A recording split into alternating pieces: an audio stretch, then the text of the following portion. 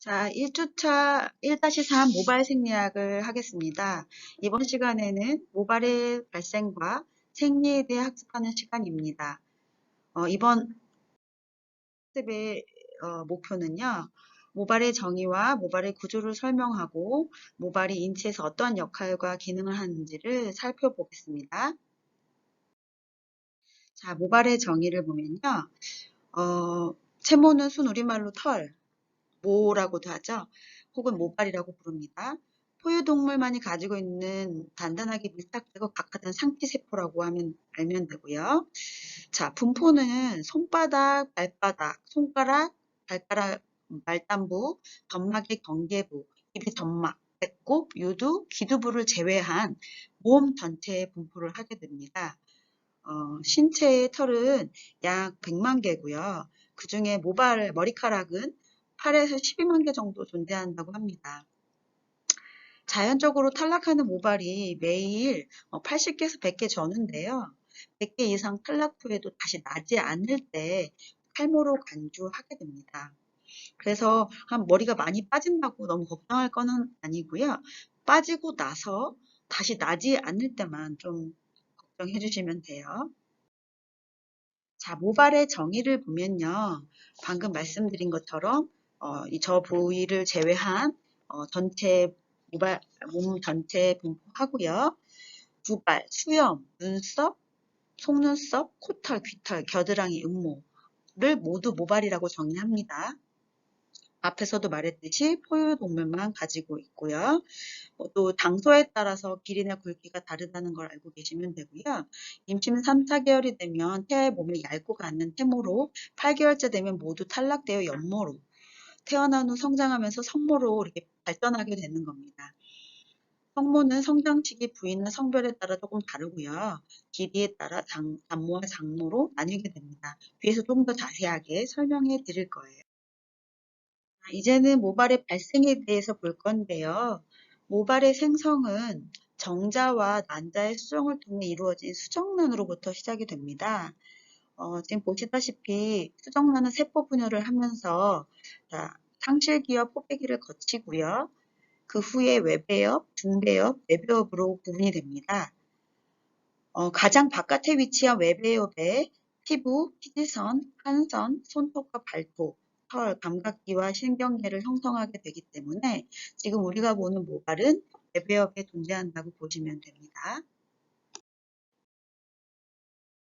자, 지금 이것도 마찬가지로 수정 후에 세포 분열 후에 외배엽, 중배엽, 내배엽이 생긴 거에 대한 설명이고요. 자, 모낭이 발생해서 태아 구주경부터 모낭세포의 세포분을 통해 전모아기와 모아기, 모항기, 모구성 모아기를 거쳐 수정 20주 후 모낭의 완전한 형태를 갖추게 되는 겁니다. 지금 다시 또 이 모발의 발생을 순차적으로 보자면요. 모아기를 거치고요. 모아기와 모항기를 거쳐서 모구성 모아기, 완성 모낭을 갖게 되는 겁니다. 자, 후에 태아되어 장내에 인모군이 부착되는 장소가 된다라고 하죠. 완성 모낭에는요. 자, 이제는 모발의 구성을 볼 건데요. 모발은 약 80에서 90%의 단백질로 이루어져 있고요. 또 수분이 10에서 15%, 멜라닌이 3% 이하, 또 지질이 1에서 8% 정도, 미량 원소가 0.6에서 1% 정도를 함유하게 됩니다. 케라틴 단백질 중에서는 18종의 아미노산으로 구성되어 있으니까 이렇게 밑에를 참고해 주시면 되시고요. 자, 단백질 다음으로 모발의 구성 요소로는 지질과 수분, 미량 원소인데요. 지질은 모발 표면에 있는 외부 지질과 모발 내부에 있는 지질로 구성이 되고요. 피지선에서 분비된 피지와 피질 세포 자신이 가지고 있는 지질로 구성이 됩니다. 성분은 중성지질을 함유한 유리지방산입니다.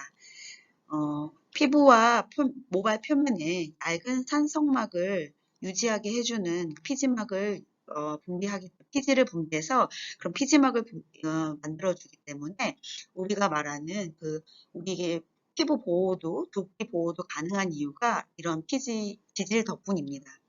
그리고 모발에 섬유를 함유하고 있고요. 이 수분에 대해서는 나중에 또 다시 말씀해 드릴게요. 어차피 드라이 할 때 또 되게 중요한 요소가 되거든요. 미량 원소 같은 경우는 금속 성분, 비금속 성분이 포함되어 있고요. 유해한 금속이 체내 축적량을 조사하기 위해서 모발을 이용해서 조사를 할 때가 있고요. 또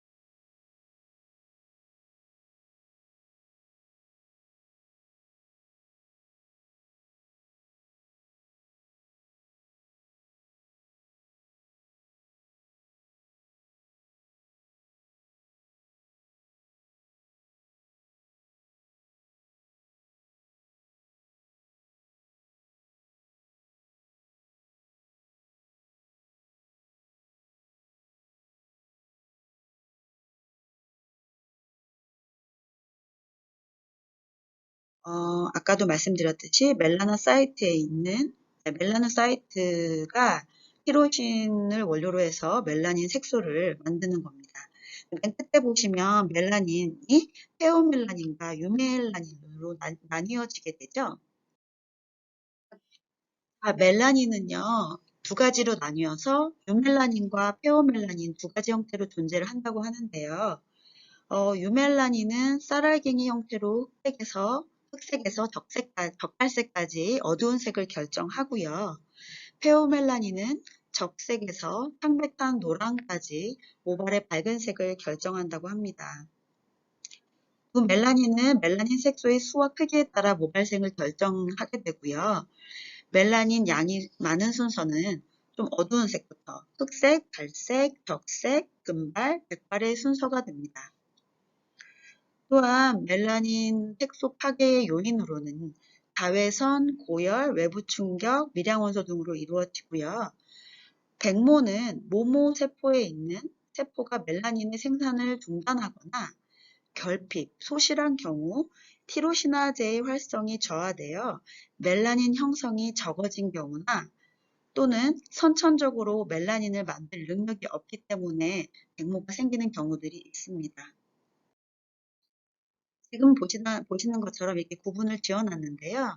유멜라닌은 동양인, 페오멜라닌은 서양인. 그래서 이걸 가지고 나중에 이제 모발 컬러를 들어가게 되면 더 많이 배우시게 되는데요. 그래서 아시아인들의 모발 탈색과 서양인들의 모발 탈색 시에 이 멜라닌 색소가 크게 좌우를 하게 됩니다. 그래서 그때 좀 더 자세하게 배우시게 될 거고요. 보시면 백모도 세포 재료가 부족한 경우, 그래서 멜라노사이트 수가 감소해가지고 없어지면 세포 재료가 없어지는 거겠죠. 그래서 안에서 멜라닌 색소를 만들지 못하기 때문에 백모가 생기는 경우, 그리고 또 선천적으로 없어지는 경우 이렇게 있다고 합니다. 이제 모발의 분류를 볼까요? 성장에 따른 모발의 분류를 보실게요. 자, 모발의 굵기와 발생 시기에 따라 치모, 베넷머리, 연모, 솜털, 중간모, 성모로 구분이 되어지고요. 길이에 따라서 장모와 단모로 구분을 하게 됩니다. 취모는 눈으로 확인할 수 없는 태아 시기에 만들어지는 털로 베넷머리라고도 불리는 솜털입니다. 태아기 약 20주 정도에 처음으로 나타나는 가늘고 연한색의 모발로 임신 5, 6개월경에 거의 전신에 발모되었다가 임신 8개월이 되면 다시 탈락되어 연모가 나오게 되는 겁니다. 그래서 출생 시에는 이미 연모로 대체되어서 태어나게 되는 거죠. 티모 다음에 나오는 털인 연모는 몸의 대부분을 덮고 있는 섬세한 모발로 주로 이마, 얼굴, 탈모 진행 부위 등에 분포가 됩니다.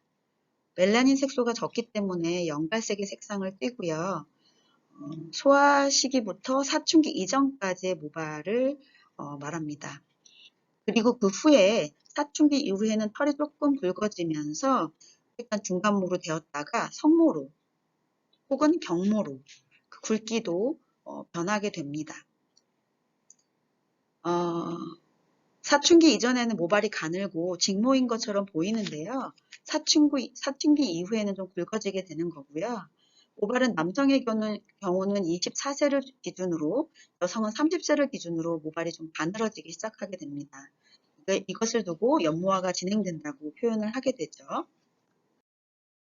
자, 보시면 길이에 따른 모발의 분류 아까도 말씀드렸듯이 장모는 1cm 이상 자라는 털을 말하고요. 모발과 수염과 음모가 여기에 해당이 되고 단모로는 1cm 이하로 자라는 털, 눈썹, 코털, 귀털 등이 있습니다.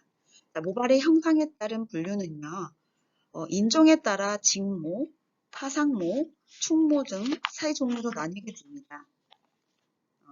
그래서 모발의 굵기로는 가는 모발, 보통 모발, 굵은 모발이 있으며 인종, 연령, 성에 따라 좀 상이하게 됩니다.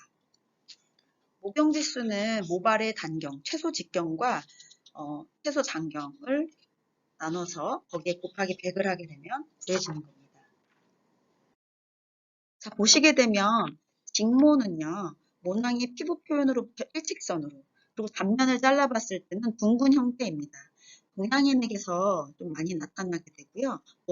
모경 지수는 거의 80 정도가 됩니다. 그리고 파상모회 같은 경우는 모낭이 피부 표현으로부터 비스듬하게 나와 있게 되고요. 단면을 이렇게 잘라보면 달걀 모양의 타원형, 반곱슬모인 형태이고요. 보통 백모들이 이런 형태를 많이 갖고 계시고 모경지수는 70 정도로 되어 있습니다. 다음 충모를 보게 되면 모낭이 피부 표면으로부터 굽어진 형태라고 볼 수 있고요. 앞면은 되게 납작한 모양이고 곱슬모의 형태를 갖고 있게 됩니다. 그래서 이 모발은 보통 흑인들이 조금 많이 가지게 되는데요. 이 충모는 그러니까 흔하게 말하기를 곱슬머리라고 합니다. 충모 중에서도 곱슬이 심해서 두피 안쪽으로 모발을 파고 들어가서 두피를 자극하는 경우에 충모들도 있죠. 그런 분들, 약간 흑인 분들은 그래서 왜 콘레드라고 해서 딱티를 해서 모발을 연장을 하거나 아니면 삭발을 해서 그런 이제 두피에 자극을 하는 것들을 제거하는 그런 경우들도 물론 많죠. 자, 모발의 성장으로 이제 넘어가서요. 자, 모발의 성장은 모유두로부터 시작하는데 모유두의 수는 태어날 때부터 결정되어서 모유두의 수에 따라 모발의 수가 결정된다고 보실 수 있습니다. 그래서 선천적으로부터 모발이 양이 많거나 적거나 이게 구별이 되어지는 거잖아요. 그래서 그거는 이제 후천적으로 달라지지는 않는다는 거죠. 모유두가 없어지거나 한번 손상이 되면 모발은 자랄 수가 없게 됩니다. 그래서 모유두가 손실되지 않도록 조심하시는 게 좋습니다. 자, 모발은 각각 독립된 수명으로 성장, 탈락, 다시 발생하는 모주기를 갖게 되고 이제 다시 뒤에서 모주기에 대해서 설명을 해드릴 거예요. 그리고 모발의 성장 속도는 신체 부위별, 개인의 영양 상태, 라이프 스타일, 연령, 성별, 계절, 질환 유무 등에 따라 달라질 수가 있습니다. 성장 속도를 보면요. 여성이 남성보다 좀 더 빠르고 봄, 여름이 가을, 겨울보다는 좀 더 모발의 성장 속도가 있고 낮보다는 밤이 더 성장을 하게 됩니다. 1일 성장 속도는 0.3에서 0.4mm 정도라고 하는데요. 보통 평균적으로 한 달에 1cm 정도라고 보시면 됩니다. 자, 모발의 성장 주기를 보게 되는데요. 모발의 성장 주기는 성장기와 퇴행기와 휴지기, 그리고 다시 발생기로 이렇게 연이어지는데요. 우선 성장기부터 보자면 특징으로는 빠른 성장기의 시기, 왕성한 세포 분열의 시기, 진피층 하부 및 피하지방 상층에 존재하게 됩니다. 성장 조건으로는 연령, 음식물, 계절, 질병, 건강 상태, 호르몬, 성별, 비타민 등에 따라 다릅니다. 성장 조건은 남성은 3년에서 5년, 여성은 4년에서 6년, 전체 모발의 80에서 85% 비중을 차지하는 게 성장기로 보시면 됩니다. 모발의 성장 주기에서 이제 퇴학인데요.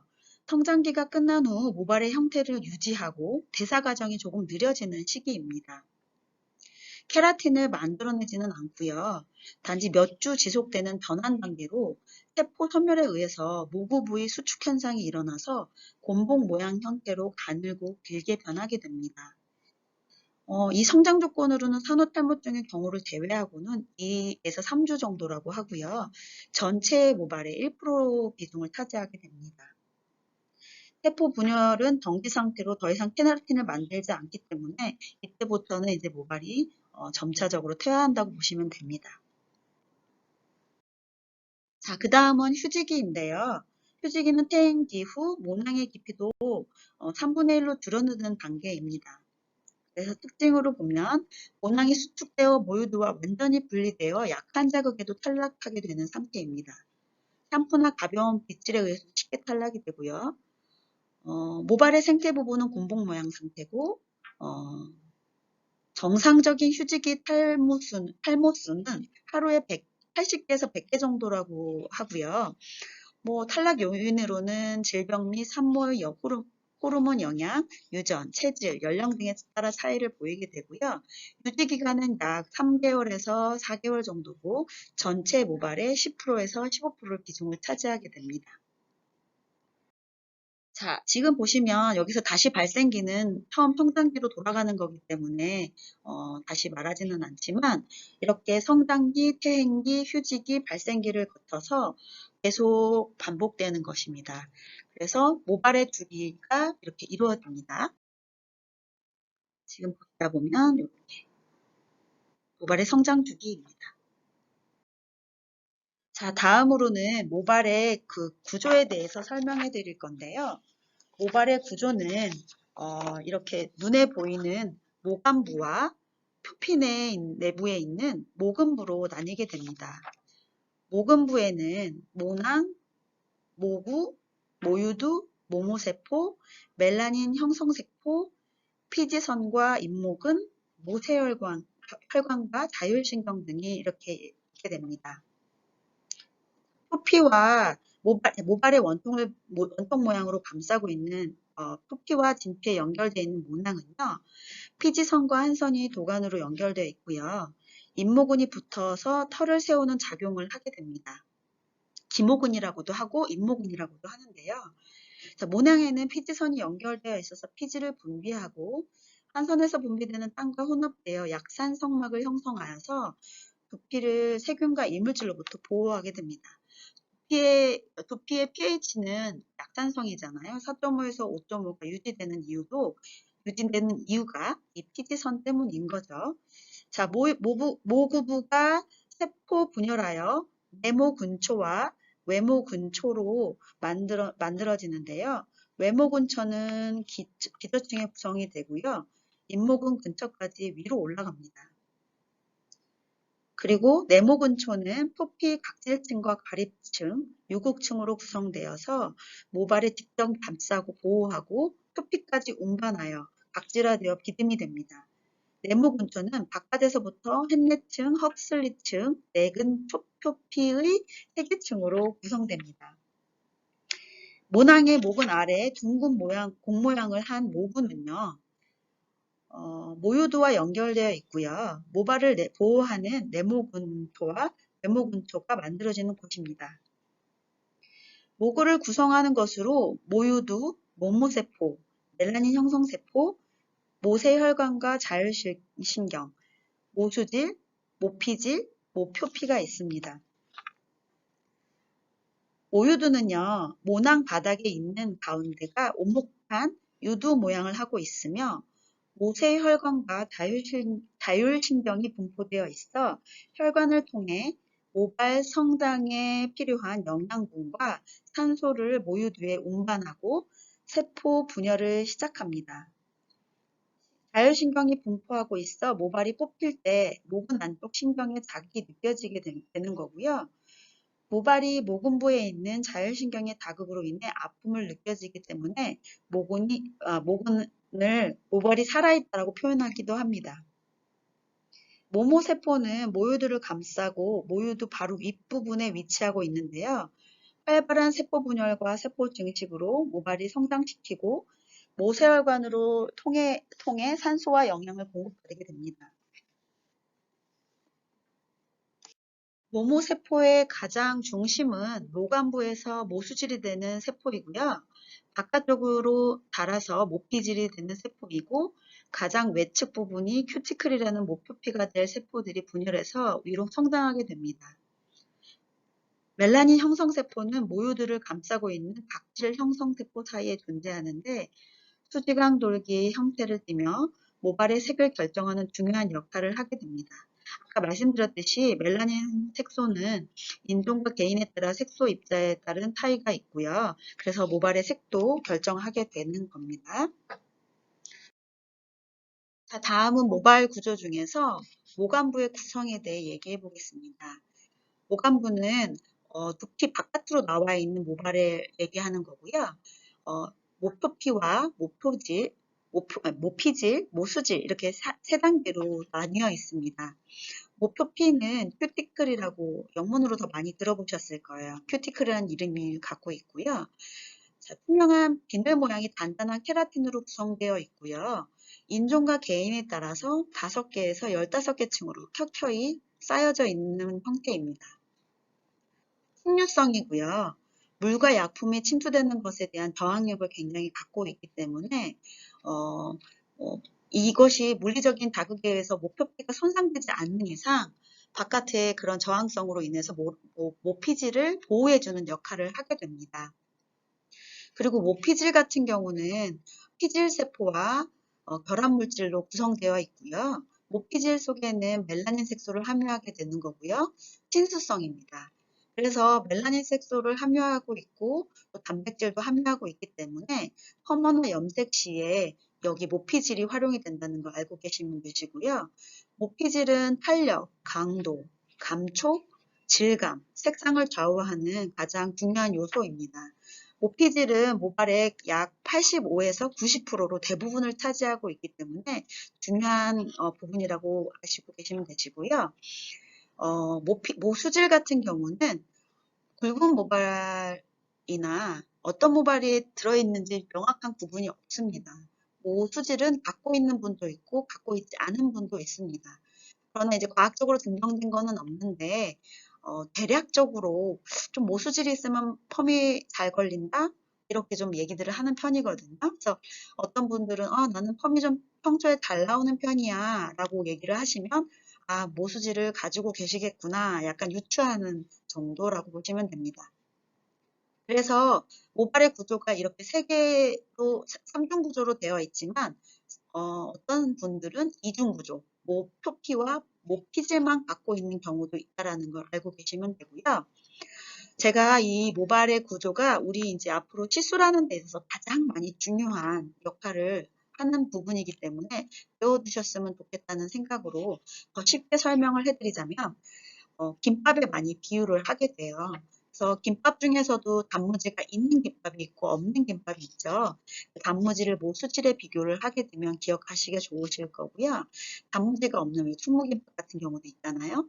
자, 김밥의 김에 해당하는 게 모표피라고 보시면 됩니다. 김도 켜켜이 쌓여서 한 장의 김이 완성되는 건데 왜 그 김이 상태가 좋지 않을 경우에 찢어지게 되죠. 그러면 우리가 말하는 김밥 옆구리 터지는 것처럼 모피질에 해당하는 밥, 그 모 단백질이 있는 모피질이 그 안에 좋은 성분들이 그 모표피의 손상으로 인해서 빠져나가게 되죠.